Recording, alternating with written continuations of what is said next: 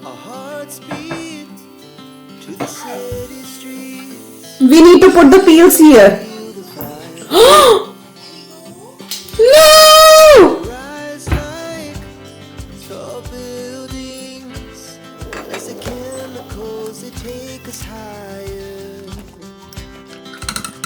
और ये बाटी खाने का जो है नया तरीका है, अद्वी मैडम का स्टाइल।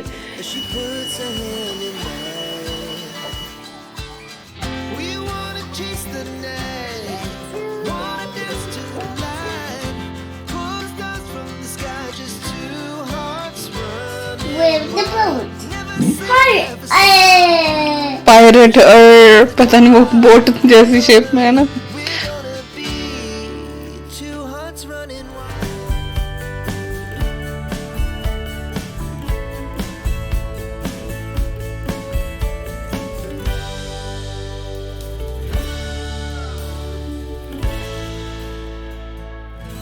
Hi everyone, नमस्कार, सलाम, सत श्री अकाल। Welcome back to Deeps All in One channel. I hope you all are doing really well. आज का ब्लॉग लास्ट ब्लॉग के कंटिन्यूशन में है। मैंने आपको दिखाया था कि लंच में मैंने दाल बाटी चूरमा बनाया था।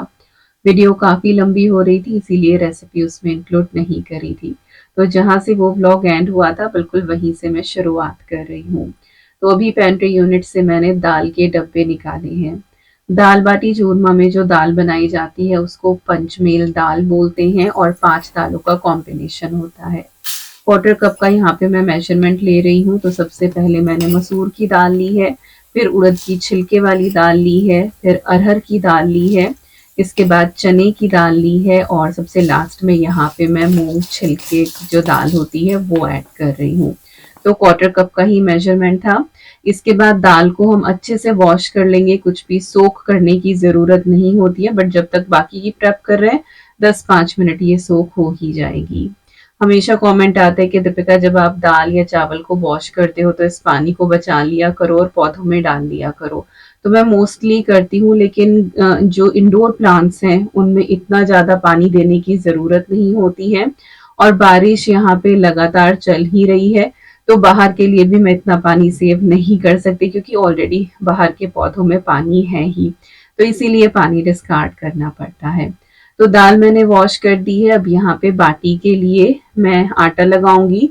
तो 2 कप मैंने गेहूं का आटा लिया है और इसमें मैंने क्वार्टर कप सूजी का ऐड किया है। थोड़ा सा यहाँ पे मैं सॉल्ट डाल रही हूँ टेस्ट के हिसाब से और इसके बाद मैंने अजवाइन ली है लगभग 1 चम्मच के करीब। इसको हाथों से क्रश करके हम ऐड कर देंगे। इसके बाद हम इसमें डालेंगे थोड़ा सा बेकिंग सोडा, होगा 1/8 टीस्पून के करीब। बाइकार्ब सोडा जो बेकिंग वगैरह में भी हम इस्तेमाल करते हैं।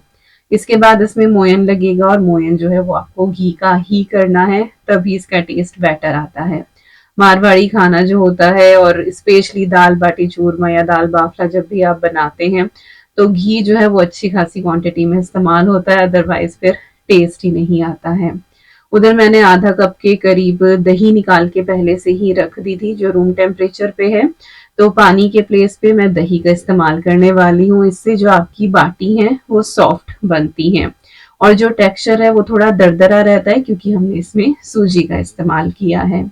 वैसे अगर आप चक्की पे आटा पिसवाते हैं ना तो आप बिना छाने आटे का इस्तेमाल करना बाटी के लिए, चोकर के साथ, हस्क के साथ। उससे जो बाटी होती है ना वो बहुत कुरकुरी बनती है और आपको फिर सूजी भी ऐड करने की जरूरत नहीं होगी। यहाँ का जो आटा होता है पैकेट में आता है फाइन पिसा हुआ होता है, हस्क उसके अंदर बहुत ही कम रहता है। तो वही दरदरा सा टेक्सचर लाने के लिए जो बाटी का होता है भुरभुरा टेक्सचर, वो लाने के लिए इसके अंदर मैंने सूजी ऐड करी है। ट्रेडिशनली ऐड नहीं की जाती है, चोकर वाला जो मोटा आटा होता है वही इस्तेमाल किया जाता है। तो बस यहाँ पे पहले मैंने मोयन को मिक्स कर लिया था। इसके बाद मैंने इसमें दही डाली है, दही से इसको मैं अच्छे से नीड करूंगी और अब अगर मुझे थोड़े बहुत पानी की जरूरत पड़ेगी तो वो मैं इसके अंदर ऐड कर लूंगी। बहुत ज्यादा टाइट डो नहीं हमें लगाना है और बहुत सॉफ्ट भी नहीं लगाना है। एक नॉर्मल सा जो आप अपने हाथों से आराम से नीड कर सकें, जिसमें बहुत ज्यादा आपको दम ना लगाना पड़े, उस तरीके का आपको आटा बना के यहाँ पे रेडी करना है। बना के आटा आप इसको 10-15 मिनट रेस्ट होने के लिए छोड़ दें। ये अच्छे से फूल जाएगा और जो सूजी होती है ना वो पानी को बहुत ज़्यादा एब्ज़ॉर्ब करती है। तो इन केस अगर थोड़ा-सा आटा आपसे गीला भी हो जाए तो घबराने वाली कोई बात नहीं है, 10-15 मिनट बाद उसकी जो कंसिस्टेंसी है वो परफेक्ट हो ही जाएगी। To the city streets, we began to feel the fire. और ये देखिए behind the scene, EV madam जो है हमारी आजकल ये बार स्टूल खिसकाकर इसके ऊपर चढ़ के अपने आप बैठ जाती है। टैबलेट ले आई थी क्योंकि उसका स्क्रीन टाइम चल रहा था और ऑरेंजेस उसने पील करने यहाँ पे शुरू किए। पहले वो टेबल पे रख रही थी, फिर नीचे फेंकने लगी। मैंने कहा टेबल पे रखो, तो फिर देखो जरा उसने क्या किया। और हाँ, पेपा पिग वो यहाँ पे देख रही है। City streets, we began to Evie, I think it's enough. We need to put the peels here. No! You're a bad girl. What's this? What's this? और यहाँ पे मेरा ये बैच रखा हुआ था, तब मैं एफएनएफ में मर्चेंडाइजर थी, तो तब का था ये, पता नहीं अद्वी को कहाँ से मिला, ऊपर एटिक से उसने ला के रखा है। तो बस वो थोड़ा सा काम दाम जो था ईवी ने फैलाया था वो समेटा, उसको ऑरेंजेस दे के बिठाया, वो ऑरेंजेस खा रही है। और यहाँ पे बस अब मैं दाल बनाने की तैयारी करती हूँ। प्रेशर कुकर मैंने निकाला है और जो हमारा बाटी का डो है वो रेस्ट कर ही रहा है। छोटे कुकर में जो है मैंने ईवी के लिए खिचड़ी चढ़ाई हुई है, because I was not sure कि वो खाएगी या नहीं खाएगी, क्योंकि लास्ट टाइम जब मैंने बनाई थी तब वो बहुत छोटी थी, वो इस तरह का हार्ड फूड जो है वो नहीं खाती थी। तो मैंने इसीलिए कॉशन करते हुए मैं उसके लिए मैंने खिचड़ी बना ही दी है। ट्राई मैं उसको दाल बाटी ही कराऊंगी, एंड लकीली उसने थोड़ी सी खाई भी थी, बट हाँ फिर खिचड़ी ही खिलानी पड़ी मुझे बाद में। तो चलिए दाल का तड़का लगा लेते हैं। तो मैंने ऑयल डाला है, वैसे आप घी में भी बना सकते हैं। हींग जीरे का तड़का लगाया है। इसके बाद एक बारीक कटी हुई मैंने इसमें प्याज शामिल कर दी है। यूजुअली तड़के में जो है वो हम व्हाइट अनियन ही यूज़ करते हैं, लेकिन एक्चुअली ग्रोसरी ख़त्म हो रही है। वीडियो के एंड पार्ट में आपको ग्रोसरी हॉल भी देखने को मिल ही जाएगा। तो यहाँ पे जो प्याज है वो डाल के और मैंने इसको अच्छे से भून लिया है। रेड अनियन से ना जो ग्रेवी होती है या दाल बना रहे हैं, सब्जी बना रहे हैं, उसका कलर थोड़ा सा डार्क हो जाता है। इसीलिए मैं तड़के में हमेशा व्हाइट अनियन ही यूज़ करती हूँ, तो उससे जो कलर है वो बहुत अच्छा आता है। प्याज भुनने के बाद जो बेसिक मसाले होते हैं वो मैंने ऐड करे हैं। हल्दी, धनिया, मिर्ची, जिंजर गार्लिक की एक फ्रोजन क्यूब मैंने डाल दी है। घर की बनी हुई ही ये होती है। आपके पास फ्रेश हो तो आप फ्रेश क्रश करके डाल लें। बारीक कटा हुआ पसंद आता है तो आप बारीक कटा हुआ प्याज के साथ ही ऐड कर सकते हैं। इसके बाद मैंने इसमें 2 टमाटर ऐड करे हैं बारीक कटे हुए, और साथ ही यहाँ पे मैं सॉल्ट ऐड कर रही हूँ। इससे जो हमारे टमाटर हैं वो जल्दी से गल जाएंगे और हमारा एक बहुत ही अच्छा सा थिक सा यहाँ पे दाल के लिए मसाला तैयार हो जाएगा। अच्छा, मैं दाल हमेशा इसी तरह से डायरेक्ट तड़का बना के और फिर उबाल लेती हूँ, बट अगर आप चाहें तो दाल को पहले अलग से उबाल के और ऊपर से उसमें तड़का लगा सकते हैं। तो जैसे आपको कन्वीनियंट लगे, इस तरीके से एक ही बर्तन में सारा काम हो जाता है। ना ही फील के तड़के का जो फ्लेवर है वो दाल के अंदर और भी ज्यादा अच्छे से हो जाता है, क्योंकि इसी तड़के के फ्लेवर के साथ दाल अच्छे से उबलती है। तो मुझे ये तरीका ज्यादा बेटर लगता है, बट वही जो आपको कन्वीनियंट लगे या जिसका टेस्ट आपको पसंद आए आप उस हिसाब से कर लें। तो तड़का यहाँ पे हमारा तैयार हो गया था, उसमें मैंने दाल शामिल कर दी है और हिसाब से यहाँ पे अब मैंने इसके अंदर पानी ऐड कर दिया है। बस एक बार मिक्स करके प्रेशर कुकर की हम लिड लगा देंगे और 2 से 3 विसल में ये वाली जो दाल है वो आराम से डन हो जाती है। सिर्फ एक चने की दाल है जो थोड़ी खड़ी खड़ी है, बट उससे दाल में टेक्सचर अच्छा आता है, क्योंकि बाकी सारी दाल जो है वो मच्छी सी हो ही जाती है।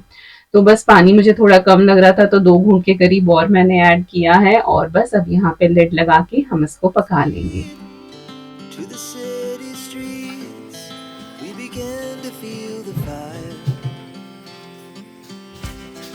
We rise like tall buildings as the chemicals they take. बाटी मैं आज एयर फ्रायर में बनाने वाली हूँ। आप ओवन में भी बना सकती हैं, गैस वाला तंदूर हो आपके पास उसमें भी बना सकते हैं, या फिर कढ़ाई को प्री हीट करके उसमें जाली रख के और ऊपर प्लेट रख के आप उसमें भी बना सकते हैं। काइंड ऑफ आप अपना एक छोटा सा तंदूर रेडी कर सकते हैं, तो बहुत आराम से बाटी बन जाती है। अप्पे मेकर हो तो आप उसमें भी बना सकते हैं। बस ये है कि उसमें बहुत ध्यान रखना पड़ता है। ओवन वगैरह में ये है कि एक बार छोड़ दो तो वो अपने आप होती रहती है हीट से। तो ओवन जो है वो मैंने सॉरी जो मेरा एयर फ्रायर है उसको मैंने प्री हीट होने के लिए रख दिया है। 5 मिनट में वो गर्म हो जाएगा। प्री हीट का ऑप्शन होता है वो मोस्टली जितने भी एयर फ्रायर होते हैं। इसके बाद जो बाटी का हमारा आटा है, हमें इसको बहुत ज्यादा मसलना नहीं है, बस हल्का सा इकट्ठा कर ले एक बार इसको, और इसके टुकड़े तोड़ के जैसे लोई बनाते हैं बिल्कुल उसी तरीके से हमें इसकी लोई बनानी है, और स्मूथ नहीं करना है उनको। उसके अंदर छोटा छोटा जो क्रैक है वो होना चाहिए, तो जितना क्रैक होगा बाटी अंदर तक और अच्छे से सिकने वाली है। तो यहाँ पे एयर फ्रायर में मैंने लाइनर लगा दिया है और थोड़े थोड़े डिस्टेंस पे मैंने बाटी प्लेस करी है, क्योंकि ये थोड़ी सी साइज में बड़ी होंगी। बेकिंग सोडा है ना, तो ये फूलेंगी भी। और जब इस तरह से थोड़ा गैप आप इसके अंदर रखते हैं ना, तो उससे वो इवनली चारों तरफ से सिकती भी है। तो यहाँ पे 200 डिग्री सेल्सियस पे मैं इसको 15 मिनट के लिए बेक करने वाली हूँ। बीच में जो है मैंने इसको थोड़ा सा पलटा भी था, क्योंकि कई बार होता है कि नीचे से नहीं सिकती है। तो ये बाटी यहाँ पे ऑलमोस्ट डन हो गई है, लेकिन अभी मैं सारी नहीं निकाल रही हूँ। एक निकाल के और मैं थोड़ा सा इसको तोड़ के देखूंगी कि अंदर तक ये अच्छे से सिक गई है या नहीं सिकी है। तो ऐसे तोड़ के देखा है तो ये अंदर तक बहुत अच्छे से सिक रही थी। अगर आपको लगे कि 15 मिनट में थोड़ी बहुत कच्ची है, अंदर से तोड़ के देखें, और तो फिर आप इसको 2-4 मिनट के लिए और रख छोड़े। अगर आप गैस पे बना रहे हैं ना, तो ऑलमोस्ट 20 to 22 मिनट्स लग जाते हैं गैस पे बनाने में, या जो गैस का तंदूर होता है, या फिर आप कढ़ाई में बना रहे हैं तो। एयर फ्रायर में और ओवन में थोड़ी सी जल्दी हो जाती है। तो यहाँ पे जो दूसरा बैच है वो भी मैंने लगा दिया, और बाटी मैंने इस हिसाब से बनाई है। चूरमा भी मैं इन्हीं से ही बनाने वाली हूँ। तो जो बाटी है इनको मैंने हल्का हल्का सा ना दरार दे ली है, थोड़ा सा प्रेस करके ना, थोड़ी सी ये टूट जाए, ताकि इनके अंदर घी अच्छे से जा पाए। तो घी है यहाँ पे, और इसमें एक एक बाटी हम डालते जाएंगे, डिप करेंगे, थोड़ा सा रोल करेंगे और निकाल लेंगे। बहुत देर तक भी ना छोड़े, नहीं तो ये बहुत सारा घी पी जाएंगे और बहुत ही गरिष्ठ हो जाएगा। लेकिन ये स्टेप आपको स्किप बिल्कुल भी नहीं करना है, ये करना बहुत जरूरी है। अगर इनको आप घी में डिप नहीं करेंगे ना, तो फिर कोई टेस्ट नहीं आएगा, बस ऐसा लगेगा कि बस थोड़ा सा भुना हुआ सा आटा आप खा रहे हैं। घी से जो है वो टेस्ट बहुत एनहेंस हो जाता है। तो बाटी यहाँ पे रेडी हो गई है। जो मैंने शुरुआत में तोड़ी थी ना, वो मैंने अलग रख लिया, वो चूरमा में इस्तेमाल करूंगी। इधर जो हमारी दाल है वो भी रेडी हो गई है, बिल्कुल परफेक्ट कंसिस्टेंसी जैसे कि हम लोग खाते हैं। इन केस आप थोड़ी पतली खाते हैं तो इसमें गर्म पानी मिला लें, बाकी वही है कि शुरुआत में ही पानी आप अपने हिसाब से ऐड करें। तो यहाँ पे दूसरा बैच भी रेडी हो गया था, और कुछ बाटी जो है उनको मैंने इस तरह से क्रश कर दिया है। थोड़ी सी ये ठंडी हो जाएंगी, उसके बाद फिर हम इसका चूरमा बनाएंगे। गरम गरम का चूरमा जो है वो हाथों से जो है बनाने में थोड़ी सी मुश्किल होती है, और फिर हाथों की मेहनत भी बहुत ज्यादा हो जाती है। तो जब तक वो बाटी थोड़ी सी ठंडी हो रही है चूरमा के लिए, तब तक मैं यहाँ पे एक काम निपटा लेती हूँ। मुझे जो है ये सोफा के जो कवर्स हैं वो चेंज करने थे। एवरी वीक मैं इनको वॉश करके चढ़ा देती हूँ। मेरे पास एक और है व्हाइट और ब्लू शेड में, बट अभी रूम में जो है वो यही थीम चल रहा है, तो यही वॉश करके मैं यही चढ़ा देती हूँ। तो ये मुझे वॉश करने थे, बट अभी मैंने एक और सेट बाय किया है। तो इन केस अगर मैं धो नहीं पाई हूँ, तो फिर ऐसा नहीं कि सोफा ऐसे ही रह जाए, क्योंकि ईवी के साथ आप चांस नहीं ले सकते हैं। वो कुछ भी लाके जो है कैसे भी हाथ लगा देगी, कई बार उसको पेन मिल जाता है, पेन चला देती है, तो फिर फैब्रिक खराब होता है, और आप रोज रोज सोफा को जो है ना वो डीप क्लीन तो कर नहीं सकते हो। तो कवर्स जो है इट इज लाइफ सेवियर। तो मैं बस ये काम करने ही लग रही थी, इतने में साहब आ गए ऊपर से, एंड ही सेड के चलो लाओ मैं हेल्प करा देता हूँ। तो मैं बस सोफा के कवर्स यहाँ पे चढ़ाने लगी हूँ, और सीट के ऊपर जो है वो एक बार अच्छे से यहाँ पे वैक्यूम कर देंगे। तो टीम वर्क जब होता है ना, तो काम आसानी से हो भी जाता है, बात भी करते रहते हैं, पता भी नहीं लगता है टाइम का। To the city streets, we began to feel the fire. We rise like अच्छा, सोफा कवर्स के बारे में आप में से बहुत सारे लोग मुझसे पूछते हैं कि मैंने कहाँ से लिए हैं। तो जो इस तरह के ना ये सेट है, ये 3 है। जैसे मेरे पास एक ब्लू व्हाइट वाला, एक जो ग्रे अभी चढ़ा हुआ था, और एक ही मैंने अभी नया लिया है। ये तीनों ही मैंने टीमू से लिए हैं। इनसे पहले विंटर में मैंने एक फर वाले लगाए हुए थे, वो मैंने फनी फजी एक इंस्टाग्राम स्टोर था वहां से लिया था। वो भी बहुत सही रहे हैं। और बट ये कि अब थोड़ा सा वेदर चेंज होने लगा है, स्प्रिंग आ गया है, तो अब ये हल्के वाले ही सही रहते हैं। और फिर जो वो फर वाले हैं ना, उनको क्लीन करने में मुझे प्रॉब्लम आ रही थी, तो वो कुछ टाइम के लिए ही सही है, एवरी वीक वॉश करने के हिसाब के वो नहीं है। तो या तो आप स्पेशल ओकेजन पे सर्दियों में उनको बिछा लें, या फिर ये हो के थोड़ा सा इग्नोर करें अगर वो गंदे हो जाएं, but I can't ignore actually. तो इसीलिए मुझे ये ज्यादा बेटर लगे। वो भी सही थे फर वाले, बट वही है कि ये ज्यादा मैनेजेबल है, उनके साथ आपको केयर ज्यादा करनी पड़ती है। तो टीमू से मैंने लिए हैं और अफोर्डेबल रेंज के हैं ये। जैसे फिटेड शीट होती है ना, बिल्कुल उसी तरीके से आपके सोफा सीट्स के ऊपर ये फिट हो जाते हैं और सही रहते हैं। और पहले वाला जो बिछा हुआ था वो तो न जाने कितनी बार वॉश हुआ है, ना तो कलर निकला है, और बिल्कुल सही रहता है।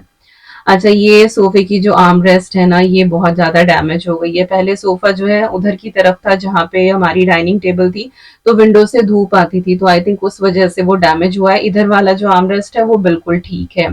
तो अभी नया सोफा लेने का तो देखो कहीं से कहीं तक ना बजट है ना चांस है। और वैसे भी अभी ईवी थोड़ी सी और बड़ी हो जाएगी क्योंकि उसकी कलाकारियां चलती ही रहती हैं। तो मैंने टीमू से ही एक और ये लेदर पैच जो है वो ऑर्डर किया था, और वही था कि हम ट्राई करना चाह रहे थे कि ये कैसा निकलता है, सही रहता है नहीं रहता है। तो वही मैं यहाँ पे लगाने वाली हूँ। तो पहले जो आर्म रेस्ट है इसको हमने अच्छे से क्लीन कर लिया, और मैंने थिनर से यहाँ पे इसको साफ किया, एक्चुअली साफ कर रहे हैं ताकि कुछ भी डस्ट ना हो, और जो अडहेसिव है वो आराम से इसके ऊपर लगे। तो ये जो पैच है ना, लेदर पैच, ये वही जैसे सेल्फ एडहेसिव पेपर होता है ना, बिल्कुल उसी तरीके का है, बट ये लेदर का है। लेकिन जो गम है इसमें वो उसी तरह जैसे कि वो वॉलपेपर भी आता है स्टिक ऑन, बिल्कुल उसी तरीके का है। तो यहाँ पे हम मेजर करके देख रहे थे, देन आई वाज लाइक कि कट ही क्यों किया, कि पूरा का पूरा ही ये लगा देते हैं, छोटा मोटा जो बचेगा भी उसका फिर क्या ही करेंगे। तो यहाँ पे जो ये आमरस था ना, ये सूख गया था क्लीनिंग के बाद, और इसके बाद ये जो पैच है ये हमने इस तरह से इसके ऊपर लगा दिया है। फिलहाल आपको कलर में डिफरेंस लग रहा है क्योंकि अभी वो थिनर से क्लीन हुआ है, तो जो नीचे वाला जो ओरिजिनल हमारा आर्मरेस्ट का लेदर है वो थोड़ा सा फेडेड लग रहा है। लेकिन कुछ एक दो दिन के बाद जब उसके ऊपर हाथ लगता है तो वो आराम से वही ऐसे ही चिकना हो जाएगा। एंड लिटरली अभी बिल्कुल पता भी नहीं लग रहा है एक दो दिन बाद कि हमने इसके ऊपर पैच भी लगाया है, और ये आर्म रेस्ट जो है वो बहुत ही अच्छे से सिक्योर हो गई है। तो अपने पुराने फर्नीचर को भी आप रिवैम्प कर सकते हैं ऐसी छोटी छोटी टिप्स एंड ट्रिक्स के साथ, क्योंकि हर टाइम तो आप अपना फर्नीचर चेंज कर नहीं सकते हैं, बहुत सारी चीजें हमें घर में देखनी होती हैं। और ये देखो विकास प्रेस कर रहे हैं ना, तो ईवी भी साथ में हेल्प करा रही है। तो बच्चे बहुत कुछ सीखते हैं कि आप घर में क्या कर रहे हैं, एक दूसरे के साथ आपका कैसा बिहेवियर है, आप कैसे बात कर रहे हैं, आप दूसरों की हेल्प कर रहे हैं नहीं कर रहे हैं। जैसे ईवी अगर घूमती फिरती रहती है और मैं वैक्यूम कर रही हूँ, तो वो कारपेट पे से चीजें उठा के सोफा पे रख देती है, बिकॉज शी हैज सीन कि दीदी भी ऐसा करती है, पापा भी ऐसा करते हैं कि मम्मा अगर वैक्यूम कर रही है तो फ्लोर पे कुछ चीज ना हो। तो बच्चे बहुत ऑब्जर्व करते हैं, और अगर आप बच्चों में अच्छी हैबिट्स, अच्छा बिहेवियर उनका लाना चाहते हैं ना, तो वो डिपेंड करता है कि आपके घर में सब लोग आपस में कैसा बिहेव कर रहे हैं। तो खैर यहाँ पे कुछ एक मैंने डेकोरेशन भी चेंज करी है। पहले ईवी के डर से ही सारी चीजें ऊपर रखी हुई थी, बट अब उसको कहते हैं तो वो थोड़ा बहुत सुन लेती है। तो वापस से जो बुद्धा जी हैं वो नीचे आ गए हैं इस लैम्प के पास, और साथ ही एक स्तुति वाले भी हैं। ये मैंने इधर की तरफ, ये मेरी फ्रेंड आकांक्षा ने मुझे एक बार क्रिसमस पे दिया था, और ये ना फाउंटेन है एक तरह का, बट वो मैं लगाती नहीं हूँ ईवी की वजह से। तो यस, लिविंग रूम का जो थोड़ा सा काम था वो डन हो गया है। इधर जो हमारी बाटी है ये अच्छे से ठंडी हो गई है। अब इसका चूरमा बना लेते हैं। तो क्विक वे यही है कि मिक्सर ग्राइंडर में या चॉपर में डाल के और इसको आप फटाफट चॉप कर लो। ट्रेडिशनली तो खूब सारा घी डाल के हाथों से जो है वो इसको बिल्कुल भुर भुर करके और बनाया जाता था, बट ना तो हाथों में आजकल इतनी जान है, ना इतनी स्टेमिना है कि इतनी देर तक इंतजार करें और लगे रहें एक काम में। तो बस अब इसके अंदर मैंने शक्कर भी ऐड कर दिया, जो जैगरी पाउडर होता है, गुड़ का पाउडर, और वो डाल के मैंने इसको लगातार जो है वो चलाया है। तो दोनों अच्छे से मिक्स हो गए हैं, और हमारा यहाँ पे जो चूरमा है वो ऑलमोस्ट रेडी हो गया है। अभी मैंने इसके अंदर घी वगैरह जो है वो कुछ भी ऐड नहीं किया है। तो बहुत ही बेसिक सा मैं बना रही हूँ। अगर आप चूरमा के लड्डू बना रहे हैं तो इसमें ढेर सारा आपको घी डालना पड़ेगा और उसके लड्डू बांधने पड़ेंगे, लेकिन मैं इसको इसी तरह से रख रही हूँ, और बस 2 चम्मच ही मैंने यहाँ पे इसमें घी ऐड करा है। अच्छा, अगर आपको ड्राई फ्रूट्स वगैरह पसंद हो तो आप घी में ड्राई फ्रूट रोस्ट करके वो भी इसके अंदर ऐड कर सकते हैं, बट हमारे यहाँ जो है वो इसी तरह का प्लेन चूरमा बनाया जाता है, बस फ्लेवर के लिए थोड़ा सा इसमें मैं इलायची पाउडर ऐड कर रही हूँ, दैट्स इट। तो साहब ने डाल दिया था थोड़ा सा पिंच और चूरमा हमारा यहाँ पे रेडी हो गया है। बहुत ही टेस्टी फ्लेवरफुल ये बन के रेडी होता है। तो चलिए बस फटाफट अब सर्व कर लेते हैं। तो मैंने बोल में कर दी है ढेर सारी दाल, इसके बाद ऊपर से घी डालना बहुत ज़रूरी है। बाटी और चूरमा के साथ सर्व करें। जिनको नहीं पता है दाल बाटी कैसे खाई जाती है, तो बाटी को तोड़ के आपको दाल में डालना है, और वैसे तो हाथ से खाते थे लोग चूर-चूर के, लेकिन हाँ, चम्मच से खाएँ और उसके बाद थोड़ा-सा जो है वो चूरमा चख लें। घी डाल के चूरमा ज़रूर सर्व करें। और ये बाटी खाने का जो है नया तरीका है, अद्वी मैडम का स्टाइल। जैसे रोटी खाते हैं ना, ऐसे तोड़ तोड़ के हल्की हल्की दाल लगा के खाएगी। तेरी इन्वेंशन ही अलग है। यूजुअली जो है बाटी को तोड़ के दाल में डाल दिया जाता है और फिर खाते हैं इसको। तो ये देखो, ये रोटी की तरह खाएगी। मेरी तरीका हाँ, तेरा तरीका। How is it? खा ले, चल आराम से।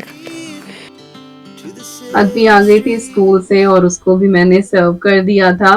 यहाँ पे थोड़े से चेंजेस और मैंने करे हैं, और ये जो बास था ना, इसमें बहुत सारे फ्लावर्स लगे हुए थे, तो एक तरफ को ना पूरा झुंड सा ही लगता था। बहुत दिनों से सोच रही थी कि एक बंच इसमें से निकाल दूं, तो एक बंच मैंने निकाल दिया और अब ये कुछ मैनेजेबल लग रहे हैं। साथ ही यहाँ पे जो है वो मैं एक कैंडल रखती थी और ईवी का आतंक यहाँ तक पहुंच जाता था, और मुझे डर लगता था कि किसी दिन वो मेरी ये मिरर ट्रे ही तोड़ देगी उस कैंडल को उठाने के चक्कर में। तो वो मैंने उठा दी। एक छोटा सा ये आउल वाला वास रख दिया है, येलो कलर का, थीम के साथ भी जा रहा है। और इस तरह से कुछ डाइनिंग टेबल फिलहाल लग रही है, और एक क्रॉकरी यूनिट, और इसके ऊपर थोड़े से ऑर्नामेंट रखे हुए हैं। और ये जो फायर प्लेस वाला सेक्शन है जिसमें फायर प्लेस बिल्कुल भी नहीं है, वो भी अच्छा लग रहा है। और उधर मंदिर की मेरी ये जो लाइट है ना, मुझे बहुत ही सुंदर लगी है। और बड़ी लाइट्स ऑफ करने के बाद कुछ इस तरह से हमारा लिविंग रूम लगता है, जो मुझे बहुत प्रिटी लगता है। आपको कैसा लगता है बताना जरूर। To the city streets, we began to feel. Look, Look, there's a mouth. you also have mouth. Look.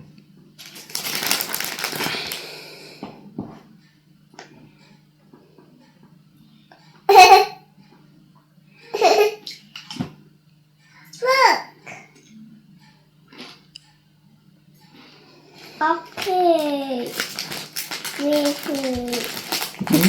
Okay, very good. इसे लग रहा कि एक एक करके चिप्स खत्म होने लग रहे बेचारे के। Ah, that's good.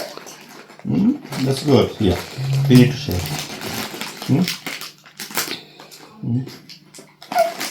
That's a bonnet. निकल नहीं रहा Oh, इतनी। what happened? Oh, very good. Where's the boat? Hi. Pirate, और पता नहीं वो बोट जैसी शेप में है ना, हाफ सर्किल है। The boat. Hmm? Look, they're so heavy. It's not house. This. कितनी वो थी ना इसकी, चिप्स निकालती। इट्स ए बोट, पायरेट और सब एक साथ हो गया। Avi, how pirate does? No, here here, mama is here. Hey, how pirate does? Say I'm busy. अपनी मर्जी की। The water. वाटर, काय है वाटर? वो चुटका ले, पानी पी लगी, काम हो जाएगा, बस खाना खत्म. है नहीं डन। Hose. House, yes. तो चलिए अब आपके साथ ग्रोसरी हॉल शेयर कर देती हूँ इस वीक की जो ग्रोसरी आई है। और ईवी की बातें तो खैर खत्म होती ही नहीं है, मैं इंक्लूड करती ही रहती हूँ आजकल। तो ग्रोसरी में सबसे पहले आए हैं चावल। पिछले 2-3 दिन से खत्म हो रहे थे बट विकास को टाइम ही नहीं लग रहा था। और अभी किसी ने रिसेंटली पूछा भी था कि कौन से राइस यूज करते हो, तो आप देख लीजिए कोहिनूर गोल्ड बासमती हम लेकर आते हैं डेली में भी, और वैसे भी कुछ बनाना हो जैसे बिरयानी वगैरह यही यूज होते हैं। ऑल पर्पस क्लॉथ है ये, 10 का सेट आता है, 6-7 महीने मेरे आराम से निकल जाते हैं इसमें।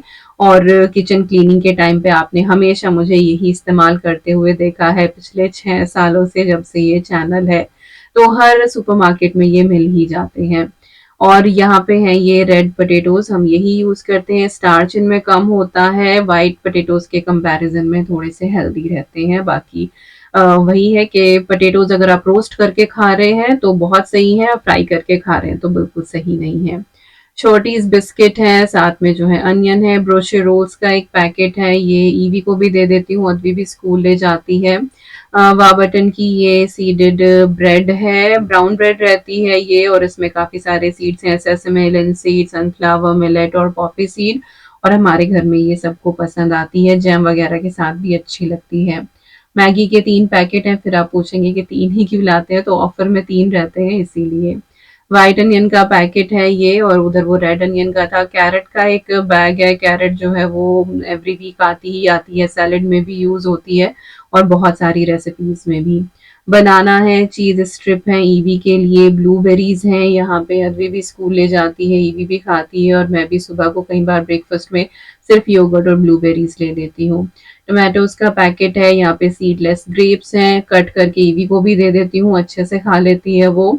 और दूध है यहाँ पे, और रॉबिन्सन का ये स्क्वैश है, हमेशा मैंगो और एप्पल वाला विकास लेकर आते हैं, इस बार ये एग्जॉटिक लेकर आए। लेट्स सी के बच्चे कैसे रिएक्ट करते हैं, पीते हैं नहीं।